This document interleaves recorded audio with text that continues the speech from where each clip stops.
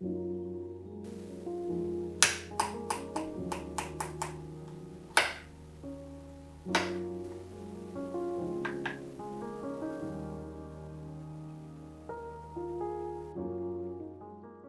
大家好，我是叶子。这次要来分享的是全植物焦糖烤布雷。没错，你没听错，没有蛋奶可以制作烤布雷，而且这个食谱只需要5样食材，做法也非常简单。重点是真的吃起来就像传统的烤布雷一样。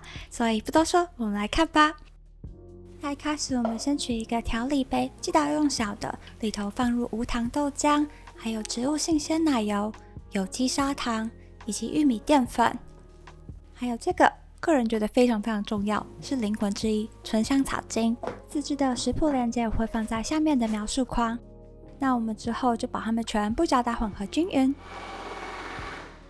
搅打的目的是确认所有的食材都完美的均匀结合。之后我们把它倒入一个奶锅，放到炉上，以中火加热。那接下来的这个步骤非常的重要，加热的同时不停的混拌，要确定锅的每一个角都有均匀的混拌到，直到它开始变浓稠之后，我们可以把火力稍微调低一点，继续煮，煮到它整体质地像这个样子，可以用细胶刮刀写出一个疤，然后几乎快要接不起来的样子，这样子就可以了。之后移离热源，倒入准备要享用的容器中。这个食谱制作大约3个烤布雷。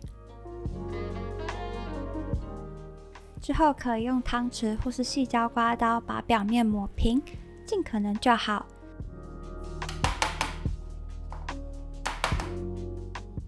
接着我们把它稍微放凉，就可以放入冰箱冷藏至少2个小时。享用前再从冰箱取出，接着要来制作烤布雷的另外一个重点灵魂——脆皮焦糖。大约每一个烤饼1茶匙，但如果你的烤饼容器比较大的话，可能需要更多的砂糖来覆盖。然后接着要使用我们的喷火枪，使用的时候要小心哦。那我们把火力调小，以绕圈的方式把表面的糖给焦糖化。静置大约30秒，接着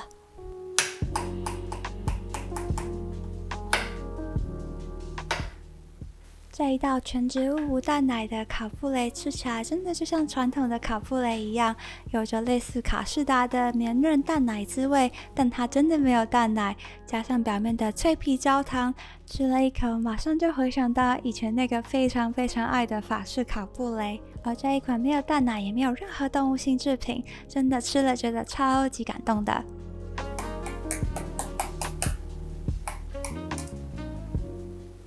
这边一定要提醒一下，要吃之前再制作表面的焦糖，因为如果提早制作的话，没马上吃，表面的糖就会融化。像我的这个就是放了1天的，不过还是很好吃啦。那以上就是这次要分享的全植物烤布雷，希望你也会喜欢，也欢迎订阅和分享。那我们下次见，拜拜。